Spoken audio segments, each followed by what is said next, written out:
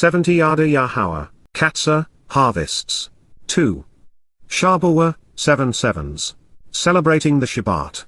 Considering how little attention Jews afford Shabuw'ah, Yahowah has a great deal to say about it. Pesach is thoroughly explained prior to the Yatzah in Shemoth, Exodus. The presentation of matzah in Kara, Leviticus is rich in information and detail. And while not much is said about Bikurim, that all changes with Shabuw'ah. Based upon the words he has devoted to it, the promise of 7 is important to God and to our relationship with him. Back in the Bikurim chapter of the Mikra volume of Yada Yahowah, we listened to God speak of his Mikra as a cohesive whole, played out in 3 acts. So, to establish the proper context for what follows, and by way of review, remember that God said, 6 years, Washesh Shana, you should sow Zerah, your land, Eth Erez Otter, and gather in, Asaph, the produce, Eth Tabuwah, thereof, High? Shemoth, 23:10. But on the 7th, Shabi, you should allow it to fall and lie fallow, freeing it, Shemot High, scattering and dispersing, it for the purpose of future renewal, Natash High, so those in need who are willing to capitalize upon the opportunity and take responsibility, Ebiaun, among your people, Amota, may eat and be nourished, Kal. 71 Moreover, leave the remainder, Yether, so that other living creatures, Chea, of the open fields and countryside, Sardeh, may feed on it, Akalhem. Do the same, Asarken, with your vineyards and olive groves, La Karem Otter La Zaith Otter. Shemoth, 23:11. 6 days, Sheshyam, you should engage and do, Asar, your work, accomplishing whatever you prefer, Maaseh Otter, and on the 7th, the day of promise, Yom HaShabi, you should celebrate the Shabat, actively engaging in the promise of 7, Shabbat, so that, Laman, those tasked with carrying your burdens and your means of production, Sur Otter Chamor Otter, may have a break, becoming spiritually refreshed and restored, Nuvak. Then the children of your workers, Benamar Otter, and visitors from different cultures and ethnicities without the inherited rights, Wahajer, may take a breather and be refreshed, Napash. Shemoth, 23:12. In all things, Shurl, that benefit the relationship which, Asher, I have shared, Amar, with you, El Atom, be observant, Shema.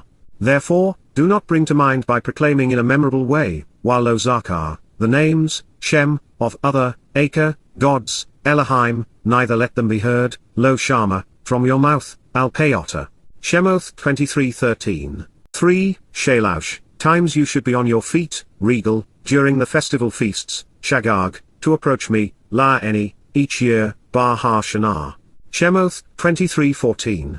The Chag, celebration, Chag, of matzah, unyeasted bread, ha-matzah, you should observe, closely examine and carefully consider, Shema. 72 7 days, Sheba Yam, you should actually and consistently eat bread without the embittering fungus and contentious nature of yeast, matzah. Do so in a manner consistent with the way to receive the benefits of the relationship which, Ka Asher, I have instructed you, Zawa Otter, approaching during the eternal witness of the appointed meeting, Lamod, in the month, Hadesh, of Abib, the first month of the year during the beginning of spring when barley is still green and growing, Ha-Abib. Indeed, Ky, in it, Vahu, you were removed and came forth, delivered and withdrawn, Yatzah, from, Miraim, the crucibles of political and religious oppression, Miraim. Therefore, no one should appear before me, Lo Rapana Eni, without a reason or cause, without what is expected based upon what has been fulfilled, Rekam. Shemoth, Exodus 23:15. You should observe, Shema, the festival feast, Chag, of the harvest, reaping what was sown and is ready to be gathered in, Ha-Qatsyr, during Bikurim, firstborn children, Bikurim. Your undertakings and pursuits, Maaseh Otter, to make a connection and show the benefits of the relationship, Asher, you have sown, expecting these seeds to take root and grow, Zerah. Throughout the region, Sardeh, along with, the festival feast, Shag, of the ingathering, of being received and rewarded, Asif, you are restored and renewed, Bar Yatzah Ha-Shana, when you are gathered in, received and accepted, Bar Asaph Otter. That which is associated with your actions, and whatever you choose to pursue, Eth Maaseh Otter, will 73 lead to the realm where there is a sense of openness, Min Ha-Sardeh. Shemoth, 23:16. 3 times, Shalosh, in the conduct of your life, demonstrating a pattern of behavior which is in the proper sequence, Pa'am, during the year, Bar Ha-Shana, all, Shurl, of you should remember too, Zakar Otter, be seen, Ra, before, Elpanah, Yahowah, Yehovah. Shemoth, names, Exodus 23:17. This affirms that a harvest of souls is an essential component of the spring, summer, and fall festival feasts, and that we should enjoy reaping what we have sown. In the spring, this ingathering of souls is Bikurim, or firstborn children. As the name implies, those whose lives have been prolonged and perfected during Pesach and Matzah are called home on Bikurim. In the early summer, 7 weeks after firstborn children, we experience the spiritual enrichment and empowerment of God's family. This bountiful harvest of souls comes courtesy of the Ruach Kodesh, making Shabuw'ah Mother's Day. In the fall, Yahowah's ingathering begins with the proclamation of the approaching harvest on Towrah. This leads to Yom Kippurim, and the reconciliation of Yahuwah and Yisrael with Yahowah is facilitated by Daud's return. By Sukkah, we are all together in Eden, one big happy family camping out with our Father. The common thread in these harvests is the presence of the set-apart Spirit, our spiritual mother and her beloved Son. In concert with Daud, her Spirit fills the void in our souls, and purifies us, making it possible for us to live in Yahowah's presence. Her role is essential. Firstborn children celebrates the union of soul and spirit. 7 Shabbat solves the mandate of, none shall appear before me as an empty vessel, with its fulfillment focused entirely upon the set-apart Spirit filling us with her light. 74 On this day, enlightening, empowering, enriching, uplifting, counseling, nourishing, and indeed clothing us. The Day of Reconciliations serves as Israel's last opportunity to be equipped to enter God's home.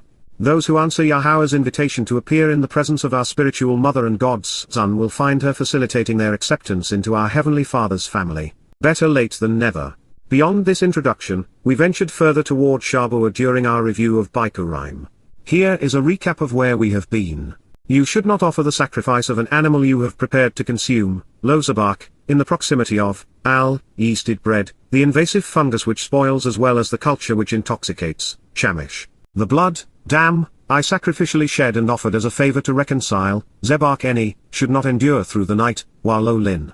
It is the bounty, keleb, of my festival feast, chag eni, which is an enduring witness come morning and something to consider forever, ad boka. Shemoth, 23:18. The initial and best part, reshith, of the first fruits, including firstborn children, Bikurim, of your realm, Adama eni, you should come, bringing them, bo, for the family and home, Beryth, of Yahowah, your God, Elohim Otter. Shemoth, 23:19. Behold, Hine, I, Anki, will send out, Shalak, a messenger, a representative who is especially informative in announcing this message, Malak, before you, in your presence and within the same dimension, La Pana Otter, to help keep you focused so that you are 75 observant, closely examining and carefully considering everything, Shema Otter, along the way, Baha Derek. In addition, he will provide you with directions that will bring you to, La Bo Otter El, the source, the dwelling place and home, Harmakaum, which, to offer the benefits of the relationship, Asher, I have prepared, Kun. Shemoth, 23:20. There were moments along the way that we thought this messenger might be Moses, then at times he seemed to be Daud. On one occasion Malak appeared to be a spiritual envoy, at least until such time as we recognized that he would be a herald during the last days. And now, the message is clear, Yahowah is calling and guiding his people home. And through this Malak, his message can be readily discerned and acted upon. You should choose to closely examine and carefully consider this, becoming focused and observant, Shema, regarding his appearance and presence, Min Panahu. Of your own volition, listen, Shama, through his voice, Bar Kaulhu. Do not become rebellious against him nor defiant toward him, neither embittered nor contentious, neither grieved nor bewildered, Almara Bahu, because otherwise, he will not tolerate or endure, Lo Nasa, your rebellion, your revolting defiance and repulsive deviations from the established message, Pesha Atom. This is because, my personal and proper name, Shemeni, is integrated within his inner nature, Kireb. Shemoth, 23:21. Indeed, if, you listen very carefully, Shama, to his voice, Bar Kaulhu, and engage, acting upon, Wasa, everything that I say for the benefit of the relationship, Shel Ashadabar, then, 76 I will be openly hostile toward, those who oppose you, demonstrating rancor toward your adversaries, Eth Oyeb Otter. I will, when required, besiege and defeat, your foes, Eth Zara Otter. Shemoth, 23:22. Surely, my Malak, messenger, Malak Eni, will go, Holok, goes about and travels, before you, La Pana Otter, so that, he can help you return, Bo Otter, to what has been said and promised, El Emery, Amar. Then the terrorists will be abolished, Waha Chitti, Chatteth, including the militants who claim that the country belongs to them and who want to divide it, Waha Parisi, Paras, as they will be humbled and subdued, Waha Canaani, Kana, to make this declaration known, Ha Kiwi, Chor. Therefore, I will reject them, and I will kick them out, Waha Ibuzi, Y, and then I will efface them, annihilating them, causing them to disappear at that moment in time, Wa Kakadhu. Shemoth, 23:23. You should not vocally support their gods nor speak on behalf of their deities, Lo Chor La Elohim Hem. And, Wa, you should not serve them, Lo Abad Hem. You should not do as they do either, Wa Lo Asar Kar Masay Rather instead, KY, it will be you who will overthrow them, Haras Hem. So, then you should break apart and crush, Wa Shaba, their sacred monuments and holy objects, Matsabahem. Shemoth, 23:24. Therefore, why, you should work with and serve on behalf of, Abadeth, Yahowah, your God, Elohim Otter, and he will bless, Wa Barak, your bread, Ethlechem Otter, and your water, Wa Ethmaim. 77 Furthermore, Wa, I will remove, Sur, this sickness, Michaela, from your midst, Min Kireb Otter. Shemoth, Names, Exodus 23:25. In the Bikurim chapter, we plotted a new course after considering the 25th verse of the 23rd chapter of Shemoth, moving on to the presentation of the firstborn children harvest in Kara. This time, remaining cognizant of the context of the Mikrai's three ingatherings of souls, I would like to venture deeper into the Shemoth instruction. Then, Wa, I will set, Shith, I will place and establish, Kal perfect, your borders, Eth Bul Otter, your boundaries, from the Red Sea, Min Yam Suf, as far as the Sea of the Philistines, Wad Yam Palishti, and from the wilderness, Wa Min Midbar, to the furthest extent of the river, Ad Har Nahar. Indeed, KY, I will give, Nathan, I will place, Kal imperfect, into your hand, Var Yer Atom, the inhabitants who have settled, Eth Yashab, those who dwell and remain, Kal participle, of the land, Ha Eres. Then, Wa, you will drive them out and banish them, Garashem, you will remove them, Peel perfect, before your presence, Min Pano Otter, from your appearance. Shemoth, Names, Exodus 23:31. This has not yet occurred. And since Yahowah used Ad, which is the maximum extent of something, we would have to begin at the mouth of the Red Sea between the Arabian Peninsula and Africa on the south and consider the northeastern shore of the Mediterranean along the coast of Turkey on the north. The wilderness as defined in the Torah would begin at the Nile. The river is the Euphrates, taking us all the way to the Persian Gulf and deep into modern-day Iraq and Syria. These boundaries would swallow most of the Middle East. It is a lot of land for the thousands of people who will comprise the covenant. And 78 it will be beautiful once the earth is returned to the conditions enjoyed in Eden. The beguiled and beguiling mind of man provides the impetus for religious monuments such as cathedrals and mosques, obelisks to sun gods like those found in the Vatican and Washington, D.C., idolatrous statues like those erected to Mary, Mother of God and Queen of Heaven, and for pagan religious practices such as Lent, weeping for Tammuz, Christmas, New Year's Day, and Ramadan. To rid a place of them, and to rid an area of the disease and suffering they cause, one has to rid one's realm of their hosts, religious practitioners. In direct opposition to the means Catholicism has used to assimilate people into their religion, Yahowah said, You shall not cut an agreement nor make stipulations, Lo karat Beryth, you should not make a covenant or establish a relationship, not even compose a treaty, with them, Lahem, on their behalf or in accord with them, even approach them, or with their gods, Wallah Elohim Hem.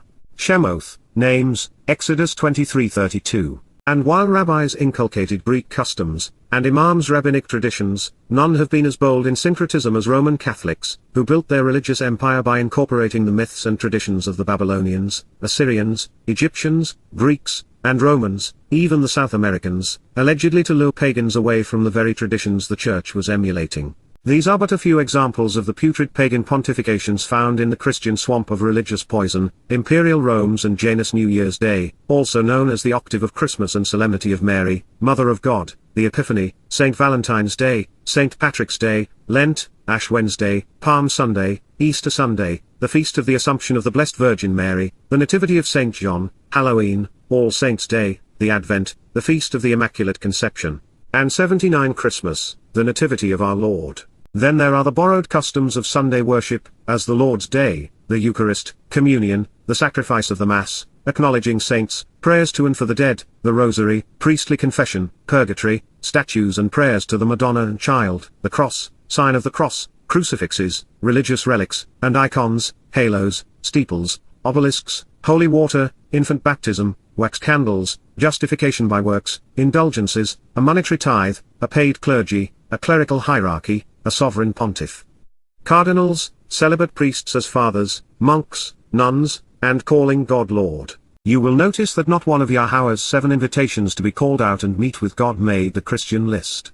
And then there is the Babylonian Christmas tree and its lights and decorations, the Babylonian Yule log, wreaths, and Santa, the Babylonian Easter bunny and dyed eggs which are part of a hunt, the Babylonian Easter ham and hot cross buns. In direct violation of Yahowah's instructions, rabbis have instituted the pagan celebrations of the Babylonian head of the year, called Rosh Hashanah, Fast of Zimgedaliah, Rosh Hadeshiyah, Yom Ha'atzmaut, Counting the Omer, Simchat Torah, Hanukkah, Tu B'Shavat, Tisha B'Av, Asar Abtvit, the blessings of the month of Tammuz, and Purim, to name but a few extracurricular religious holidays. And it should be noted, that on Hebkal, the most popular rabbinical calendar, Matzah, Bikurim, and Towrah aren't ever listed.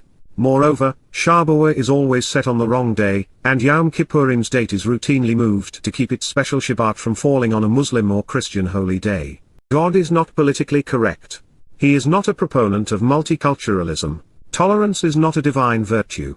Simply stated, the edicts of socialist secular humanism are in direct opposition to Yahowah's instructions for one very important reason. They should not remain, lo yasab, they will not dwell, settle, inhabit, or live, kal imperfect, in your land, Baha Erezota, realm and region, country and territory, lest, pen, otherwise, implying apprehension regarding a negative outcome, they cause you to miss the way, chatter ethota, they lead you astray and cause you to be wrong, forfeiting the means, hyphal imperfect, to approach me, la any, to move toward. This is because if, ky you serve, abadeth, you work for, expend energy on behalf of, or are reduced to servitude by being enslaved by, their gods, Elohim hem, then indeed, ky, it will be, higher, this will exist as, kal imperfect, an enticing and incapacitating snare, la mokesh, a trap or noose, that which lures, injures, and restricts, toward you, la ota. Shemoth, names, Exodus 23:33. The Torah's critics are quick to pull statements related to the conquest of the Promised Land from their context, and then declare that the God of the Old Testament was wrathful. They never ponder, even for a moment, the reason God wanted the religious and political out of these tribal enclaves within Israel in the 14th century BCE. Simply stated, it was the most merciful and intelligent thing to do. Those who criticize God's approach are representative of the problem. Their religious and political viewpoints preclude them from viewing this in the proper context, which is why they are also inaccurate and misleading. God knows what I have shared with you. While man can be good or bad individually, his propensity to be wrong, indeed vicious and oppressive, religiously, politically, militarily, economically, and conspiratorially, increases in direct proportion to the size of the civilization, nation, cult, 81 gang, or institution. And the more pervasive the like-mannered become, the more difficult it becomes to think and act differently because they tend to torture and kill dissenters and nonconformists. Collectively, humans are seldom right.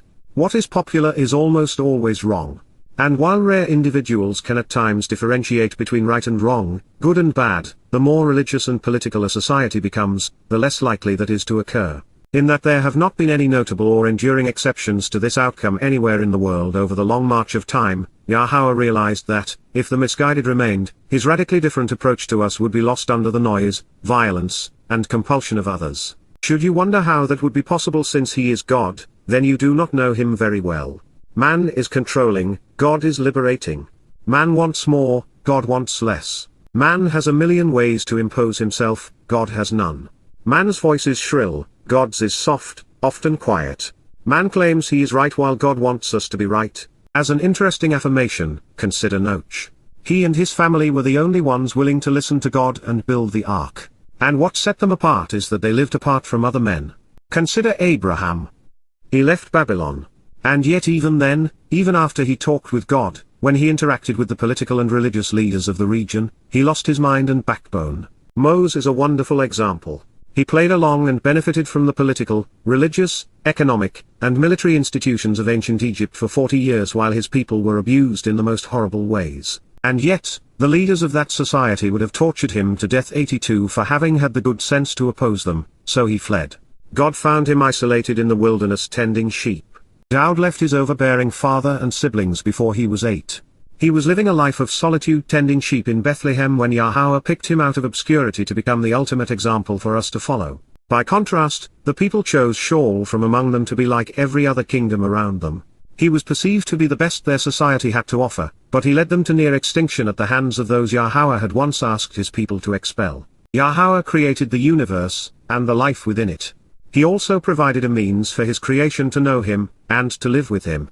Therefore, the most compassionate, moral, and rational thing to do is to minimize the influence of those who would convolute his message and impose their own. Yahowah asking his people to be intolerant of societies and institutions, which are opposed to his message and what is best for their lives, is akin to asking us to remove rats and fleas infected with the bubonic plague from our homes, knowing that if we do not, they will eventually infect and kill our families. This unwillingness to accommodate deceitful, destructive, deadly, and damning doctrines is not optional. God does not care what religious people do in their homes or in their countries. But the Promised Land is God's home, Israel is his country. And more than anyone, our Heavenly Father and Creator understands the deadly consequences that occur when his children are corrupted by societies infected with religious schemes. Israel became the best and worst example. They allowed the misguided to live in their midst. They accepted their gods and their politics.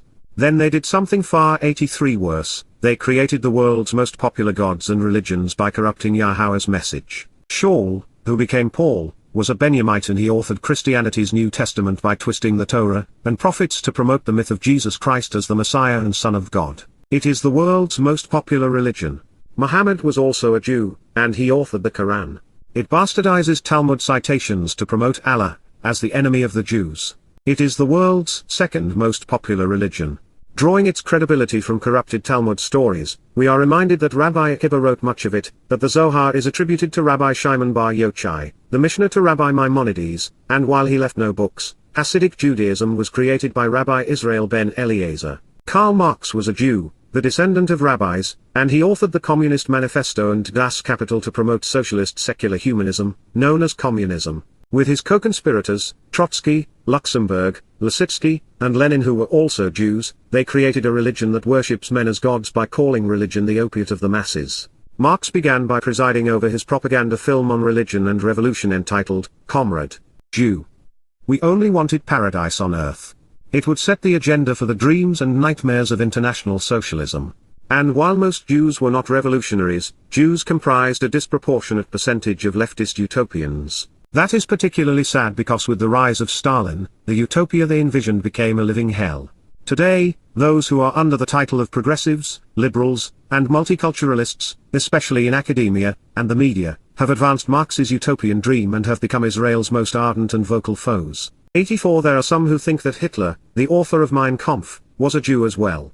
That did not turn out well for God's people, but nor did Christianity, Islam, Judaism, or socialist secular humanism. Jews have become their own worst enemy by going one giant stride beyond tolerating religions, by actually creating them.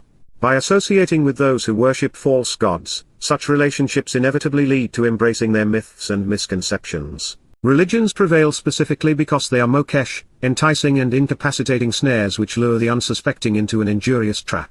No rational, loving parent would encourage his or her children to work and live among thieves, among those infected with lethal diseases, among perpetual liars, mass murderers, or religious terrorists. And if that were the only place to work and live, a loving and rational parent would do whatever they could to clean up that community, ridding it of its bad influences to protect their family. When we view the Torah from the perspective of its Beryth, covenant, everything makes sense. God wants to rid his home and his neighborhood of negative influences because that is what is in the best interests of his children. Speaking of how infectious religions begin, and of the enticements that are used to perpetuate them, the forefathers of Rabbinic Judaism, Rabbis Akiba and Maimonides, advanced the myth that 70 elders of Israel received their oral law at the same time Moses received the Torah from Yahowah. But, in the very next statement, God says otherwise. And then, Wah, to Moses, El Moshe, to the one who draws out, he said, Amar, ascend, Allah, climb up and rise up, 2, El, Yahowah, Yahowah, a transliteration of, our Eloah, God has directed in his Torah, teaching regarding his higher existence, you, Otter, Aharon, Wah Haron, Aaron, the 85 alternative, the one who brings light and choice, i.e., inform free will, Nadab, encourage the willing, the one who volunteers, giving freely, and Abiwu, Wah Abiwu, he is my father, from Hugh, he and Ab, father. But, Wah, the 70, Shibim, from, Min, the elders, Zakon, old people, of Yisrael, individuals who strive and struggle against God or who engage and endure with the Almighty. You will come up with your own oral explanations by acting independently, influencing yourselves with your interpretations and verbal communications. Sure, you will form your own oral arguments, making your pronouncements, Hitpale perfect. Makes it absolutely clear that the elders of Israel composed their own oral arguments at this time with no input of any kind from Yahowah or Moses, from afar at a great distance away, in Rechauk, distanced and removed, separated and alienated, being absent and remote. Shemoth, names, Exodus 24:1. 4 people were invited to ascend the mountain to meet with Yahowah at this time, all named and hand-picked by God. Moses, the one who draws out, Aharon, the alternative, Nadab, encouraging the willing, and Abihu, he is my father. The 70 elders of Israel, however, those credited by the rabbis for having received their oral law from God on this day, were isolated and on their own, sent a great distance away. And even worse for Judaism's most foundational claim, their oral arguments, aka, the Talmud which is erroneously credited to them, were formed and pronounced independently. The Hitpale stem is uncommon, but it speaks like no other. When it is used, as it was here with Towrah, to announce verbally, it means that their oral arguments 86 were developed on their own initiative without any outside influence. God has just placed a dagger into the heart of Rabbinic Judaism. We know this because the Hitpale stem, which is deployed only 170 times in the whole of the Tanakh, tells us that the subject, which is the elders, acted on their own initiative and yet managed to influence many into believing their interpretive oral testimony. Scribed in the perfect, this is what occurred, and nothing more, during this moment in time. Towrah modified by the Hitpale provides a precise prophetic portrayal of the greatest curse to befall Yahweh and Yisrael. Jews have caused more harm to themselves with their diatribes against Yahowah in their Talmud than Christians and Jews combined. And to think, at the very moment Jews claimed that their religion was born, God killed it. It is in moments such as these that we realize that the religious are without excuse. They not only have unfettered access to Yahowah's testimony, but they also claim that these words contradicting their religion were inspired by their God. As God has said, they are only fooling themselves. They remain min Rechauk, afar, a great distance away, distanced and removed, separated and alienated from Yahowah. This morning, as modern-day Israel struggles to form a government using the parliamentary system after 4 unproductive elections, it appears as if Benjamin Netanyahu has finally been ousted. Since his hold on power has been forged by placating the most zealously religious, there will be advantages to his being replaced. I say this because of this putrid article in the Jerusalem Post, June 1, 2021. The Council of Torah sages, read, Talmud scholars, of the Dagel HaTorah party, including the most senior 87 rabbis in the Haredi, ultra-Orthodox, sector, have denounced the punitive unity government for intending to uproot religion and called on Yamina leader, Naftali Bennett, to withdraw his support. In a statement published in the Yated Neiman Haredi newspaper on Tuesday, the rabbis, including the 2 most senior figures in the Ashkenazi, non-Hasidic community, Rabbi Chaim Kanievsky and Rabbi Gershon Edelstein, said, "No one who believes in God and observes Torah commandments could support such a government. It is a great anguish to hear about the intent to form a new government that the central and substantial part of includes those who want to harm the foundations of religion, God forbid, make severe breaches in the walls of Judaism, and undermine the tradition of generations on which the house of Israel rests." The rabbis wrote. The council noted specifically that it was extremely concerned over reforms a unity government would enact to the Haredi education system, read, religious indoctrination, in which many schools do not teach core curriculum subjects, as well as Shabbat observance and Jewish status issues, likely in reference to conversion. Astonishment is increased, and the pain is great over the desecration of God's name, which they abhor and never share, when those who stand as a central basis for the establishment of a government such as this are members of the faction called Yamina, who declare themselves to be, and present themselves, as Jews who believe in God and observe the Torah and mitzvot, read, the oral law and religious edicts. The rabbis continued. This would be an act in defiance of heaven and a bitter and severe iniquity.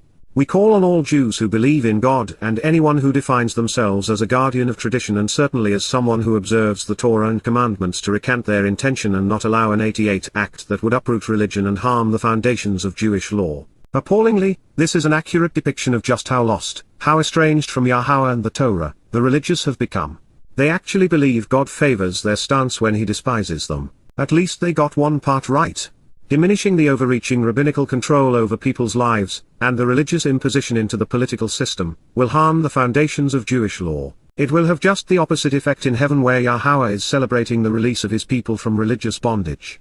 The proper conclusion is, Yahowah's Torah leads to a familial covenant relationship with God, and religious traditions lead to alienation and separation from God. Those who are with Yahowah are seen as upright, standing side by side with their Creator. Those who are alien to God are depicted bowing down before him in judgment. The word is the way. Without it, no one can approach Yah.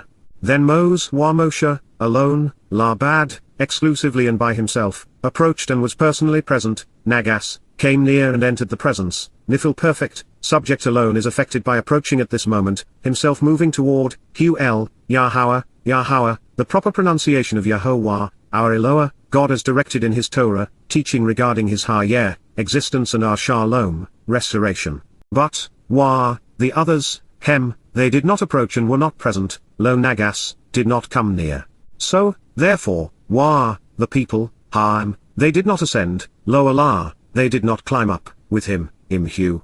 Shemoth, names, Exodus 24:2. 89 Moses had been the conduit for the word of God since their initial meeting on this same mountain.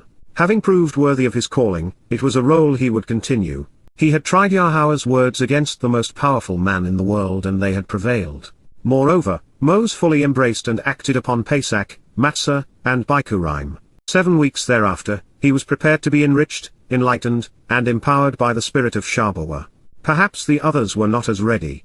Moshe, one who draws out, returned, arrived and approached, and accurately recounted a written record, while Sefer, provided an accurate accounting by way of an inscribed scroll, for, the people, family, all of, Shirl, every one of, the words, Dabari, the statements, message and communication, of Yahowah, written as directed by his Torah, teaching regarding his higher, existence, and all of, Shirl, the means to exercise good judgment and resolve disputes, Mishpat, the means to decide, to make rational decisions, to reach sound verdicts, to achieve justice and to be both right and fair, resolving conflicts, to contemplate the process of Shafot, deciding, exercising good judgment, and resolving disputes.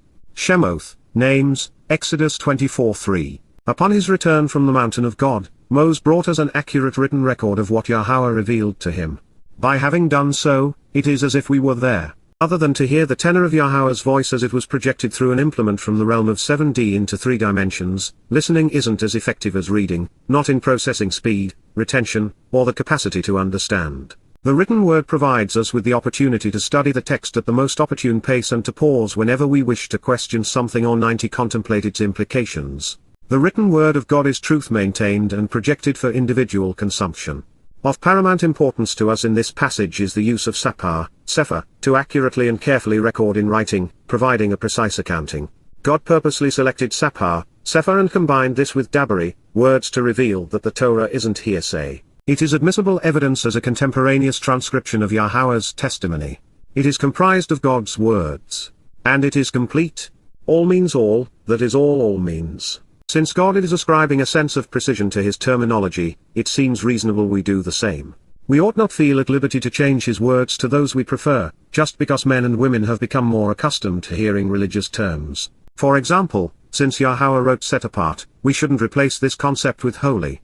Since God wrote Yahowah, those who replace his name with the Lord are copy editors rather than translators. Since Torah means teaching, changing it to law is both errant and dishonest. More telling still, Sapar, accurate accounting is identical in its letter composition to Sefer, which is written communication, a document, book, or scroll. That is not to say, however, that the entire Torah was transcribed at this juncture, but only that everything God had said so far was accurately and completely recorded. There would be yet another, more comprehensive installment. What is also intriguing here is the use of mishpat, almost as a conclusion or summary of what was revealed. Had the sentence concluded with all of the words of Yahowah, it would have been sufficient to convey that Moses had been a reliable scribe. But there is more to teaching than words, more to guidance than the letters on the page. It is how we process them that matters. And that 91 is where mishpat matters most. Comprised of to ponder the implications of something, and shafot, to judge and to decide, it indicates that there is a recommended way to think about what God has revealed. Expressly, we are to exercise good judgment. And we should focus on the means that have been provided to resolve disputes, so that we are all on the same page. Mishpat tells us 4 things. First, Yahowah is our judge, and his Torah, teaching and guidance is the constitution of his covenant. This means that Yahowah is the source of our vindication as well as potential condemnation, not rabbis, priests, or any other human institution. The second reason for adding Mishpat is that it provides an insight into that which Yahowah would ultimately condemn. This word became synonymous with the Jewish religion and thus served as a warning to those who would try to usurp God's authority. Mishpat has been religiously transliterated mitzvot. Then, 2,500 years after Moses inscribed Yahowah's Mishpat, Moshe Maimonides developed 613 mitzvot, or rabbinical regulations, customs, and traditions, which now serve as the foundation of Judaism. Most of these were concocted by the Rambam, an acronym based upon Rabbi Moshe ben Maimon, and then came to be included in what's called Halakha, meaning to walk, but known as Jewish religious law. This misguided rabbi claimed that there were 613 regulations listed in the Torah, something which is not true. As affirmation, he claimed that his list was equal to the number of seeds in a pomegranate, and the number of bones in the human body, neither of which is true. But this is true. Rabbi Maimonides was born in Córdoba, Spain, in 1135 CE, within 2 centuries of the time the once Christian nation was conquered by the Islamic Moors. Then, following the Islamic Almohad 92 conquest of Muslim Moorish Spain in 1148, Maimonides' father, unhappy with the Islamic ultimatum, surrender to Allah and Muhammad and become a Muslim, or die, moved the family, like most all Spanish Jews, into exile in Fez, Morocco, the place whose streets ran red with Christian blood during the Islamic conquests of the 8th century. It was a particularly odd choice, since over 6,000 Jews were massacred in Fez during an anti-Semitic pogrom in 1033 as various tribes tried to prove which was the most Muslim. Fez was a reenactment of what Muhammad had done in Yathrib, Medina, and then in Habar. Every Jewish man was humiliated and executed, the women were raped, and their property was confiscated.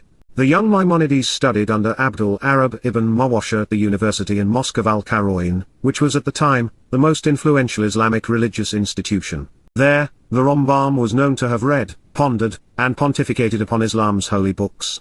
These would have included Allah's Quran, Qatsyr, biography of Muhammad, Tabari's Tariq, history of Islam, and Bukhari's Hadith, oral traditions and law from Muhammad's companions. The last of which served to significantly influence Maimonides' view of the Talmud or Jewish oral law.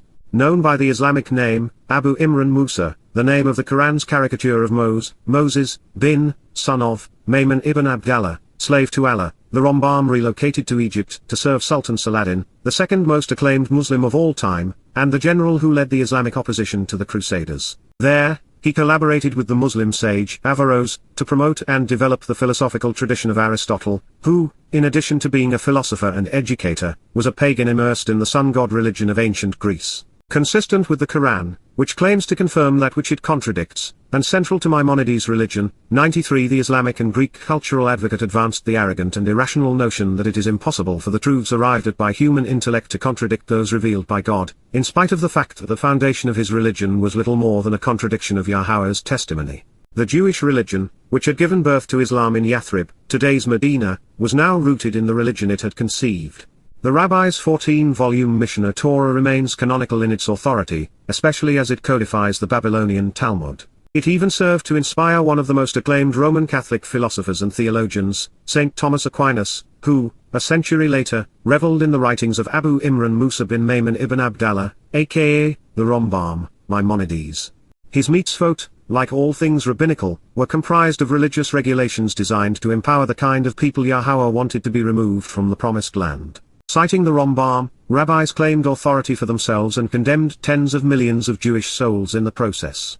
There is, of course, no record of their oral law existing prior to the emergence of the egotistical and self-serving religious caste of rabbis. Some 1,300 years after the Torah was meticulously transcribed and read to the people. Like most things religious, Jewish oral law is a myth, one which no informed, rational person would believe. These religious regulations would not be accurately recounted in writing until the production of the Talmud, circa 200 to 500 CE, and the Mishnah, circa 200 and 1180 CE, depending upon which version one accepts. Unlike their present-day infatuation with the Talmud, on this day, the children of Israel listened to the Torah.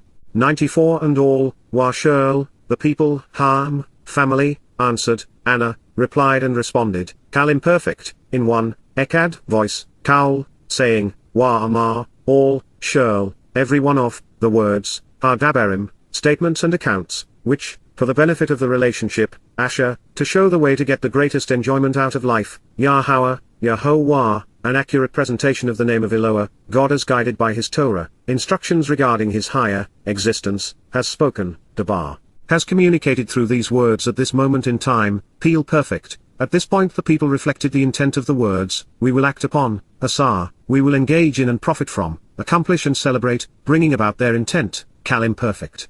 Shemoth, names, Exodus 24:3. As this drama unfolds, we soon discover that the children of Israel did not follow Yahweh's instructions but instead decided to share the promised land with religious and political aficionados of every persuasion. The result of their defiance would ultimately lead to serving these false gods and thus becoming history's most infamous bad example. Fortunately, the time is upon us when Israel and Yahweh will once again, in one voice, say, all the words, which beneficially, Yahweh has spoken, we will act upon. Mark your calendars. This collective roar from the surviving generation of Yahweh will resonate at sunset, 6:22 p.m., Jerusalem time, at the dawn of Yom Kippurim, on October 2, 2033. But on this day, providing what should have been yet another death blow to the religions of Christianity, Judaism, and Islam, 1,400, 1,500, 2,000, and 2,500 years before they were conceived under Paul, Akiba, Muhammad, and Maimonides, Yahweh revealed. 95 and, Moshe, the one who draws out, wrote down, Katab, engraved and inscribed using an alphabet, a pen, ink, and parchment to record as a scribe a written record of, Kalim perfect, every one of, Shirl, all, the words, Dabarim, statements and accounts, of Yahweh, a transliteration of Yahowah as instructed in his Torah, teaching regarding his higher existence. Shemoth, names, Exodus 24:4 in part. Since this is true, Judaism, Christianity, and Islam are false, as is secular humanism. Since the Torah was accurately transcribed, the religious corruptions and counterfeits of God's foundational message to humankind cannot be trustworthy or reliable since they are contradictory, and as such, for the sake of many, these religions must be exposed and condemned.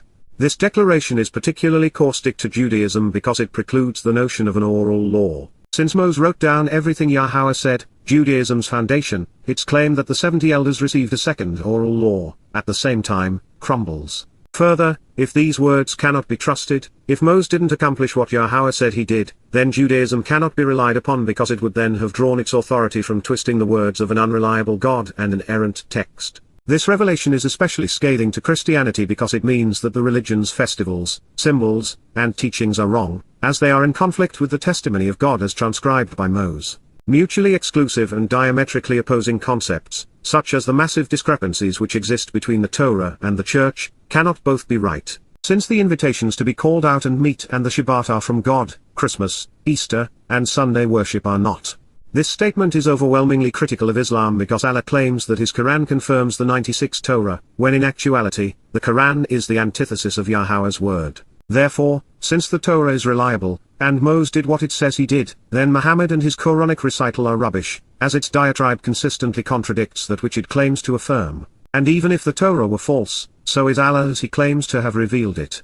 The fourth declaration of the 24th chapter of Shemoth goes on to describe an altar Moses constructed at the base of Mount Horeb, replete with 12 columns for the 12 tribes of Israel. I mention this because, if you search for Jabal al-Lawz or Jabal Makla in Saudi Arabia on Google Maps, you will see the remains of the golden calf altar, as well as the burned summit of the mountain, even the rock at Rephidim from which water flowed forth. In your search, however, be aware that Jabal Makla, burnt mountain, is actually distinguished from Jabal al-Lawz by the presence of dark-colored hornfalls derived from metamorphosed rocks. These arise from the transformation of existing rock, which was granite in this case, through metamorphism when subjected to temperatures of 200 Ok at elevated pressures of 100 megapascals or greater. During this process, the rock, while remaining mostly in a solid state, recrystallizes, causing profound physical and chemical changes while emerging as a different composition. The coordinates for Jabal Makla are 28 degrees 35 48.27 and 35 degrees 27.77 E, for the split rock, 28 43 35.44 N, 35 14 10.46 E, for the golden calf altar, 28 34 52.7 N, 35 23 46.22 E, and for the sacrifice, 28 35 3.87 N, 35 22 43.3 E. Also, so long as you put your speakers on mute, and do not listen to the Christian mumbo-jumbo, there are CGI and drone videos available which present the path from the Red Sea to Korib. https://www.youtube.com/watch?v=x6ropenjnfkk https://www.youtube.com/watch?v=a34brexjc https://www.youtube.com/watch?v=waftzzulo 97 Getting an early start in the morning, Washakem, rising early at dawn, hyphal imperfect, to encourage being perceptive, considering the information to respond appropriately, Baha Boka, seeking out and considering the available information and then being perceptive and discerning, seeking to grow and be fruitful as the sun rises, especially thoughtful in the dawn's early light, from Bakar,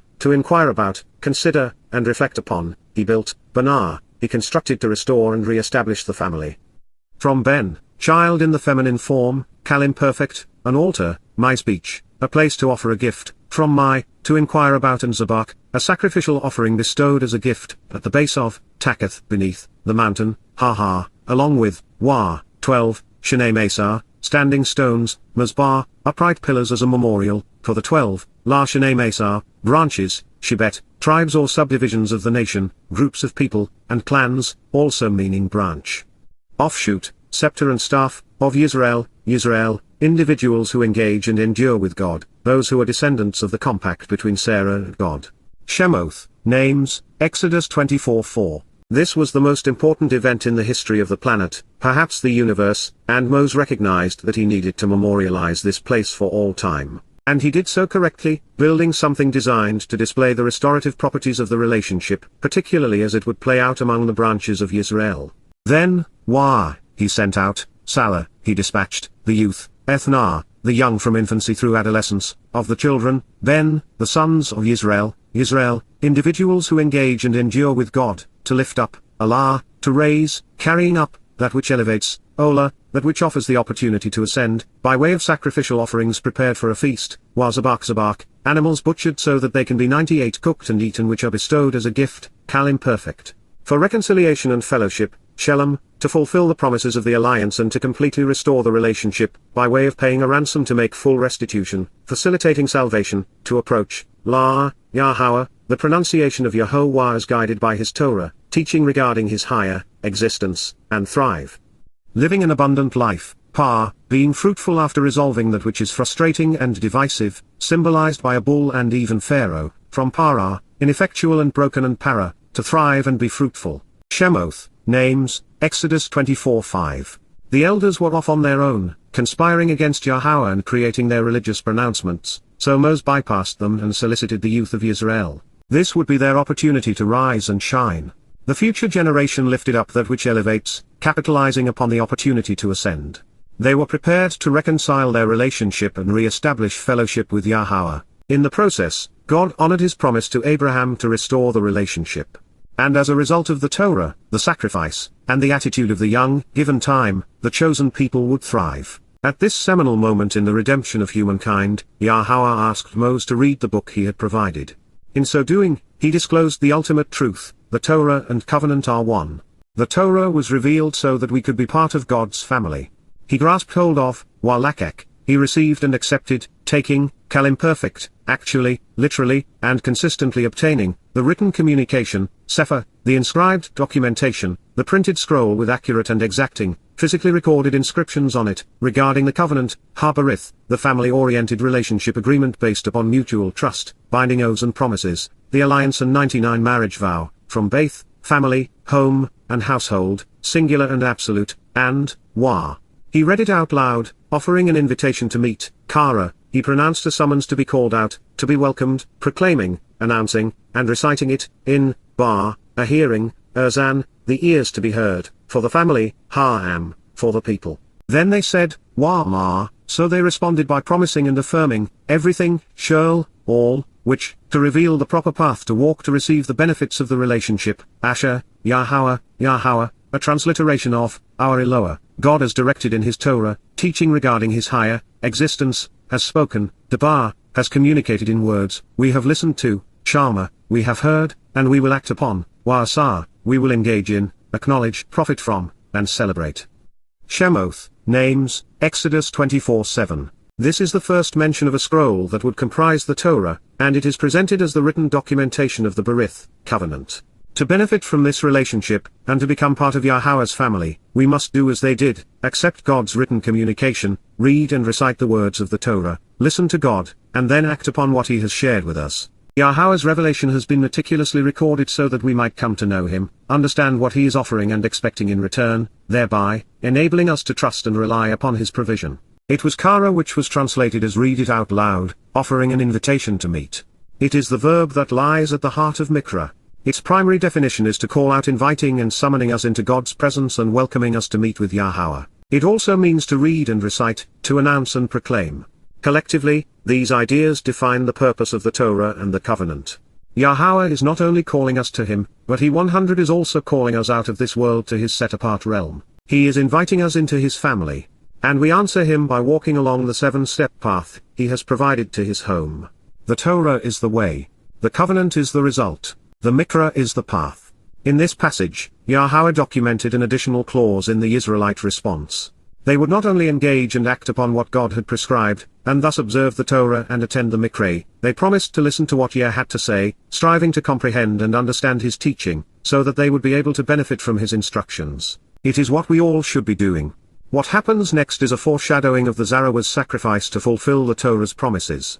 Moshe, the one who draws out, took some, lakek, obtained and received, grasped hold of and accepted a portion, kal imperfect, of the blood, ethad dam, and he sprinkled it, zarak, he used his fingertips to collect and disperse some small drops, before, over, near, and toward, the family, ha'am, the people. He said, Wah-ma, behold, hine, look now and see, pay attention to, the blood, dam, of the familial covenant relationship, Beryth, of the household alliance and the binding promise regarding the family-oriented agreement, which, for the benefit of relationship, Asher, which, to show the way, Yahowah, written as directed by His Torah, teaching regarding His higher existence, has karat, has formed as a solemn agreement between parties with stipulations and responsibilities for their mutual benefit and unity, with you, imatum, concerning all of these, al-shirlaleh, over each of these, words, dabar, statements.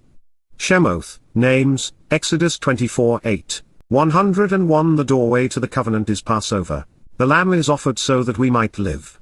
And it is through Daud's sacrifices that Yahweh made it possible for us to enter His home. Throughout the Torah we are reminded that the Beryth covenant was karat, cut with us. This symbolism is consistent with being called out, being set apart, and circumcision. By way of the word, the children of Israel were prepared, albeit only temporarily, to meet their Maker. And so, Moshe, Moses, the one who draws out, Aharon, Haron, Aaron, the alternative, the one who brings light and choice, i.e., inform free will, Nadab, encourage the willing, the one who volunteers, giving freely, and Abihu, he is my father, from Hu, he and Ab, father, and, the 70, Shibim, from, Nin, the elders, Zakan, old people, of Yisrael, individuals who strive and struggle against God and who engage and endure with the Almighty, ascended, Allah, rose and climbed up. They saw, they were shown and looked upon, the God, Eth Elohim, the Mighty One, of Yisrael, individuals who strive with God. Shemoth, names, Exodus 24:9-10 in part. It is interesting to report that the names of the participants in the order they are presented, tell us something about Yahweh, the one who draws us out, the alternative to man's way who brings enlightenment and free will, the one who voluntarily gives of himself, he is my father. This time, the elders of Israel were allowed to see God. But there is no indication that He revealed anything to them. Before Yahweh would convey another 102 installment of His message, He would reduce the audience back down to a single individual. The passage goes on to reveal that this manifestation of God was corporeal, that is to say, He had hands and feet, and He enjoyed a good meal. And in the process of doing this, Yahweh destroyed the religion Maimonides would later conceive, because the Rambam claimed, God is incorporeal, incapable of assuming human form. And, under, takath, His feet, regal hue, there seemed to be, a work, marseh, something made, of bricks, libna, tablets and tiles of precious stones, similar to sapphires and lapis lazuli, sapa, of an accurate accounting, and like, wakar, so as to be similar to, the essence of, etzem, the structure comprising, the heavens, shamim, relative to the brilliance and clarity, la tohah, the brightness and coloration, splendor and majesty. Shemoth, names, Exodus 24:10. Even with the words eye view sharing the experience, it would have been wonderful to have been there with them. It is also apparent that Yahweh has a favorite thing, light, and a preferred color, blue. But, wah, he did not extend, lo shalak, he did not stretch out, place or offer, his hand, Yod-Hu, to, El, the leaders, Atzal, the rulers, those holding status, and the most eminent, especially the religious and political, of the children of Yisrael, Ben Yisrael. And yet, wah, they observed, Qatsyr, they looked at, the Almighty, Eth-ha Elohim, and they ate, wah kal, they dined, and drank, wah shatha, consumed beverages. Shemoth, names, Exodus 24:11. That is an indicting statement and yet consistent with God's approach to humankind. Yahweh is not impressed with status, leadership positions or resumes. Even among 103 the elders of Israel, God did not offer his hand. Case closed on the preposterous notion that the Talmud was inspired. It is nothing other than the arrogant and confused mumblings of the kinds of men Yahweh would not touch. What is also telling is that, while God would not have any contact with the most eminent of Israelites, he still let them know that he existed. He wanted them to be aware of what they were forfeiting to go their own way. And as such, Judaism is premeditated and thus not manslaughter but, instead, murder. When it came time to reveal his Torah, Yahweh knew who he could trust. Yahweh, Yahowah, an accurate presentation of the name of Eloah, God as guided by his Torah, instructions regarding his higher existence, said, Amar, spoke, to, El, Moshe, Moses, the one who draws out, under the auspices of free will, choose to come up, Allah, of your own initiative, rise up and ascend, Kal imperative, the choice is literally yours to rise up, to me, LNE, on the mountain, ha. Choose of your own volition to be, higher, elect of your own free will to exist, Kal imperative, a genuine offer to exist provided to the listener under the auspices of free will, here, Sham, near me, because I want to give to you, Wa Nathan Laughter, and then I will be able to produce for you, Kal cohortative, a literal expression of the speaker's will and desire to bestow, the tablets of stone, Etheluvak ha Eben, the finished surface for inscribing words which is suitable for rebuilding and re-establishing. Along with, Wah, the Torah, Ha Torah, the teaching, instruction, guidance, and direction, from Yara, source of teaching and instruction and of the pouring out of guidance and direction, including, Wah, the terms and conditions of the relationship, Ha Mitzvah, the authoritative and instructive directions which serve as 104 prescriptions of the mutually binding agreement. Providing the means to accomplish what is required, from my, to ponder the implications of Zawa, terms and requirements, precepts and instructions regarding expectations, which, for the benefit of the relationship, Asher, to show the correct path to walk to get the most out of life, I have written, Katab, I have inscribed to communicate by way of words using an alphabet, Kal perfect first person singular, to teach and guide them, La Yarahem, to direct and instruct them. Shemoth, names, Exodus 24:12. 3 times in a single statement we find an affirmation that it is Yahweh's desire to provide his Torah, guidance to us and it is our choice to accept or reject it. Further, God wanted Moses to choose to be with him. It is what God desires most, our companionship, especially when there is something important to be accomplished. This request also reveals something about God that few people consider. He chose to be with one man, not 4, not 74, and not hundreds of thousands. Yahweh found his relationship with Moses to be sufficient at the moment, although through it, many more would come to know him. There is something intimate, revealing, and highly desirable about personal interactions that is lost in a larger group. We are less guarded, more open and approachable in one-on-one conversations. Moreover, the larger the group, the more likely it becomes that we will acquiesce to the crowd and be less accountable and responsible. The more men congregate, the worse we become. That is what happened with the 70 elders, and it explains why they were no longer welcome. As an example of Yahweh's affinity for one-on-one interactions, God found Adam to be fulfilling. Shaw 105 was added for Adam's benefit, not to make God's existence more enjoyable. Noach and his wife, his sons and their wives, were worth saving. God enjoyed working with them. Yahweh reached out to a single man and woman, Abraham and Sarah, when initiating the covenant. They grew to become a family. And with family, there would be more heartaches and joys as frustrations were interlaced with opportunities. Clearly, Yahweh loves many people, both men and women. He has cultivated thousands of wonderful and productive relationships, and there are many more to be developed. But on the whole, the lesson is clear: God is not only content with fewer people in his presence, at times he prefers it. One of the reasons this insight into God's nature is not well known is because man's view is the opposite. Religions are validated in the eyes of the constituents based on their popularity. In reality, the larger the institution, the worse it becomes. Truth has never been popular. This is especially valid today with political correctness and cancel culture demanding that the truth be rejected so that their lies can be accepted.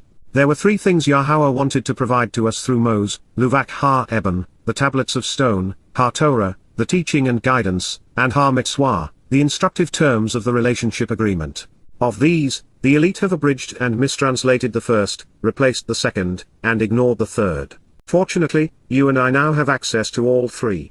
Our interest in them and acceptance of them will determine whether or not we will enjoy private moments with Yahowah, as did Moses. The only short book in the Yada Yahowah series is written in stone. This is because Yahowah intended for the 106 tablets to serve as the abstract to his dissertation. The three statements on the first tablet explain the nature of Yahowah's desired relationship with humankind. The 7 instructions on the second tablet guide us toward that result. It is the only attempt God made to summarize his Torah.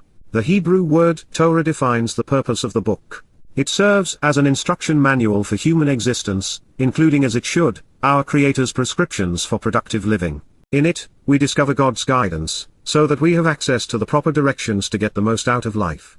The Torah conveys Yahowah's teaching through which to understand what God is offering and expects in return. Torah is from to, assigned, written, and enduring, Torah, way of treating people, ta, giving us the means to explore, to seek, to find, and to choose, Yara, the source from which instruction, teaching, guidance, and direction flow, which Tob, provides answers that facilitate our restoration and return, even our response and reply to that which is Tob, good, pleasing, joyful, beneficial, favorable, healing, and right, and that which causes us to be loved, to become acceptable, and to endure, Towrah, purifying and cleansing us, Tor, so as to provide us with an opportunity to change our thinking, attitude, and direction. The Torah is the reservoir of human potential. It is the only way out of this life alive. There is nothing in the etymology of Torah that would cause an informed and rational individual to miscast God's guidance and teaching as law. Obedience to a set of laws is an incredulous religious edifice. In fact, the Hebrew lexicon does not include a word that can be accurately translated as obey. When you see it in a Bible, it is the result of misrepresenting Shema, to listen. 107 The third gift on Yahowah's list was Ha-Mitzvah, the instructive terms of the relationship agreement. These are the 5 conditions of the covenant. They provide the means to accomplish what is required to become a member of God's family. Mitzvah is a compound of my, an interrogatory which encourages us to ask the who, what, where, when, why, and how questions regarding the implications of Zawah, the terms and conditions, requirements and prescriptions regarding the expectations of the relationship. The conditions we are asked to meet should we want to benefit from the covenant are: 1. Distance ourselves from the Babel of man, particularly religious and political corruptions. 2. Trust and rely on Yahowah rather than human institutions. 3. Walk to Yahowah along the path he has provided and become perfected. 4. Closely examine and carefully consider these mitzvah, conditions of the covenant, and 5. Circumcise our sons while equipping them to participate in the Mikra and Beryth. These mitzvah, instructive terms lead to the Asher, benefits of the relationship agreement. By accepting them, we are assured of being on the right path to get the most out of life. That is a lot to derive from a single statement, but there is more. Yahowah concluded this listing of gifts he was bestowing by affirming that Torah was, in fact, predicated upon the verb yara, to guide and direct, teach and instruct. Recognizing the source and the subject, the Torah becomes the most enlightening and empowering, enhancing and enriching book in the universe. It is Shabuw'ah, after all. The one surprise, at least to me, in this pronouncement, is that Yahowah Katab wrote it. Not just the 2 tablets of stone, but also the Torah including the 108 mitzvah. I had thought that Yahowah articulated these stories and explanations and Moses wrote them down. Katab was inscribed in the Kal perfect first person singular. This means that there was a point in time when God, himself, literally wrote the Torah and tablets. And Yahowah did so for the express purpose of Yara, teaching and guiding us. Therefore, if we do not know God, if we do not know what he is offering and wants in return, then it is our fault, and our fault alone. God has provided the answers, teaching us what we need to know while guiding us along the way. This does not mean that Moses stopped learning or that he did not inscribe some of what Yahowah said onto a scroll of his own or augment it along the way as is the case with Dabarim. It is something Yahowah would ask of Israel's leadership, knowing that by writing it down they would learn from it. While the invitation was for one, Moses did not stand alone. Yahusha, Joshua would assist him, which is an example we may want to emulate. So, Moshe, the one who draws out, and Yahusha, Yahowah frees, delivers and saves, the son of Nun of the tribe of Ephraim, the one assisting him, Shirathu, the one attending to him, and associating as a helper to serve him, Peel participle, stood up, arose, standing upright, and Moshe, the one who draws out, ascended, Allah, and went up, climbing, toward, the mountain of God, Elohim. Shemoth, names, Exodus 24:13. The change from Aharon, the alternative to Yahusha, Yahowah saves is noteworthy at this juncture. This was the beginning of a rift in which Aharon would live up to his dubious name. As proof, he would not only 109 stay behind with the elders, but he would also join them in digging a hole for themselves. Then, to the elders, Zakan, the seasoned citizens who were leaders within the community, he said, Amar, he clarified and stated, it is your decision to remain and wait, Yashab, wait, Kal imperative, for us right here, La Naknu Shamzeh, until we return to you with the everlasting testimony regarding the benefits of the relationship, Ad Asher Shub El Atom. Take note, Wahine, behold, Aharon, the alternative and free will, and Cha, to dig a hole, are with you, Imatum, being similar to you and associated with you. Whoever, Baal, the Lord, Baal, the master who possesses, aka, Satan, speaks, Debar, conveys a message and has an affair, let him approach them, Nigash Elhem, let him be present with them. Shemoth, names, Exodus 24:14. This is the preeminent contrast regarding the ultimate promotion and demotion. Moses would take a stand with Yahusha and ascend to Yahowah to receive the Torah. All the while, the alternative would use his free will to dig a hole in concert with the elders while listening to the Lord, Baal, the adversary. So then, Moshe, the one who draws out, climbed up, Allah, ascended, up on the mountain, even though the mountain, was covered, Qatsyr, it was shrouded, in a cloud, in either water vapor or smoke.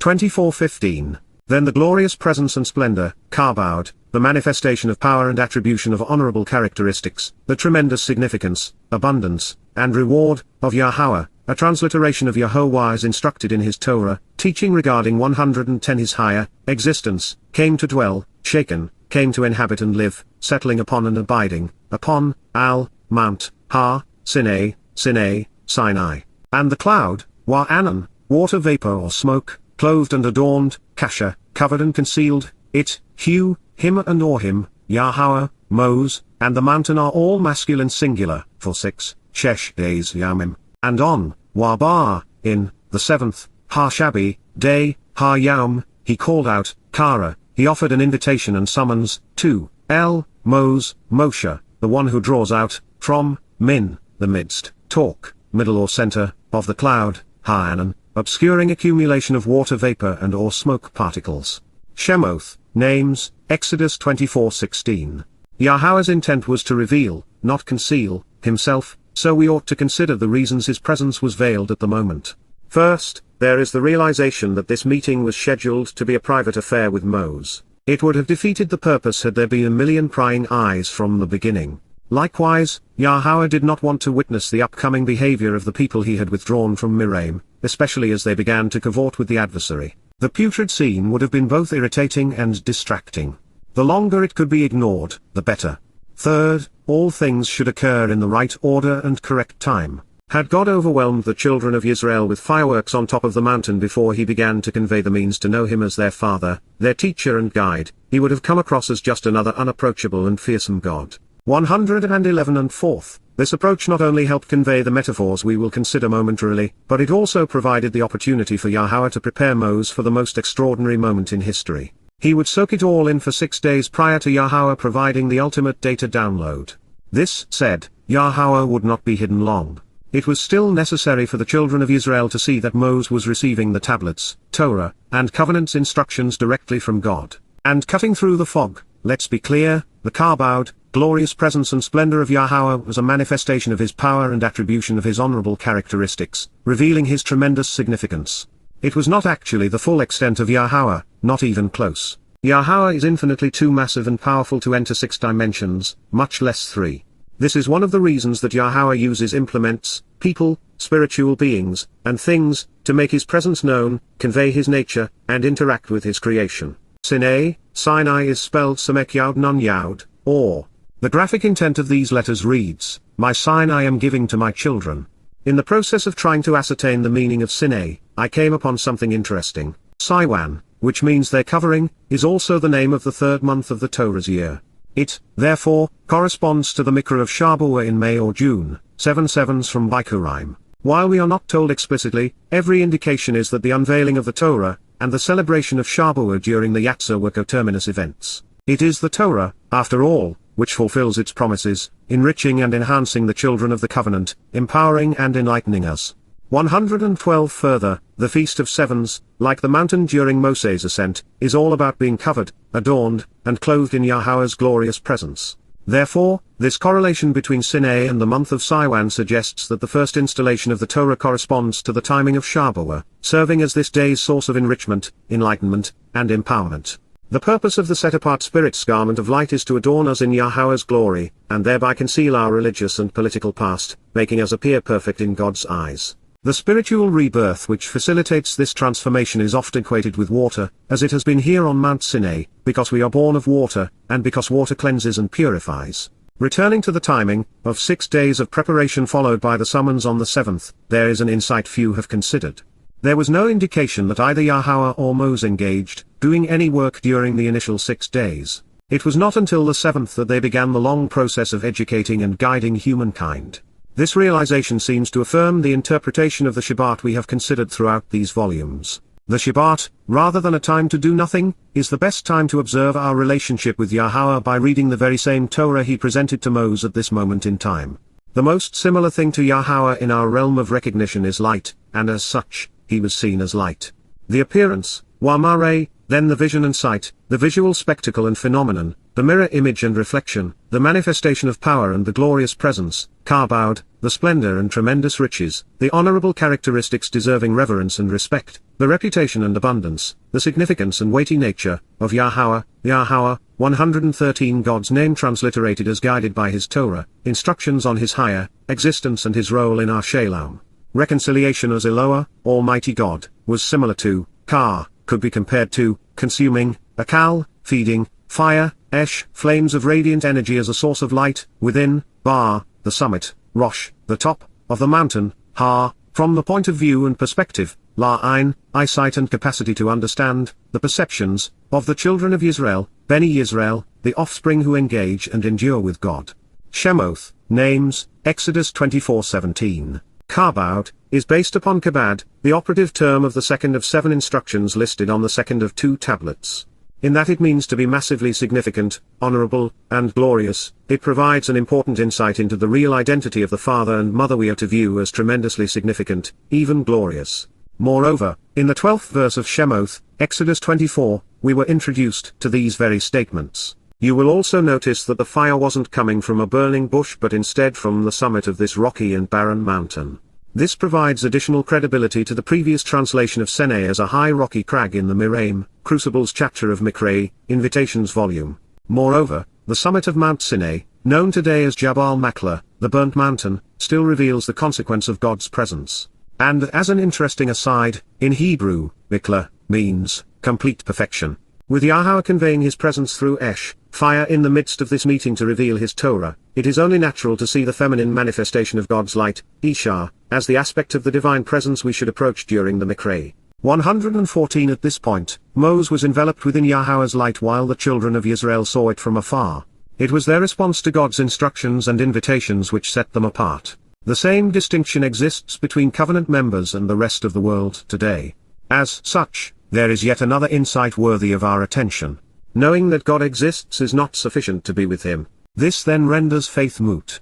Trekking higher up the mountain of God on Shabuw'ah, we discover Moshe, the one who draws out, entered, pursued, came to, arrived, and was included into, the midst, talk, of the water vapor, Anan, cloud and mist, and ascended higher, while he climbed up and rose up, upon the mountain, El-Ha-Ha. And then, Moshe, was, higher, existed, on the mountain, Baha, for 40, Arbaim, to be square and thus right, days, Yaumim, and, 40, Arbaim, to be square and thus right, nights, Layla. Shemoth, names, Exodus 24:18. If Yahweh could have summarized his Torah, teaching, such that it was reduced to a handful of bullet points, Moses would not have been on the mountain this long. If his Torah, guidance could have been condensed to the length of an average sermon, God would have done so. The very fact that Moses was there 40 days and 40 nights speaks volumes about how much there is for us to learn, know, and understand. 40 is the number Yahweh has designated as the time required for completion. For example, 40 Yaubel, 2000, years transpired from being expelled from the Gan Eden to the conception of the covenant with Abraham in 1968 BCE.